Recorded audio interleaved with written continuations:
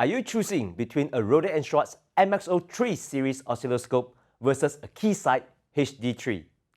Let's take a closer look at their spectrum capabilities. On the scope, we have sine tone sweeping from 50 to 60 MHz every 3 milliseconds. The Rohde & Schwarz MXO3 shows the sweep sine wave precisely, ensuring you don't miss important signal content. On the spectrum, the third and fifth harmonics are clearly visible. The MXO3 oscilloscope also allows you to operate the time and frequency domain independently, meaning you can adjust the setting for both domains separately without one affecting the other.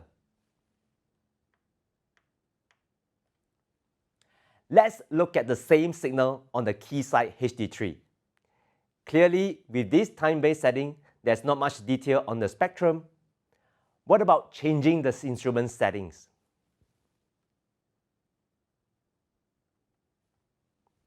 The HD3 doesn't offer independent time and frequency domain control. Adjusting the settings in one domain often affects the other, which can make it difficult to see details like harmonics clearly.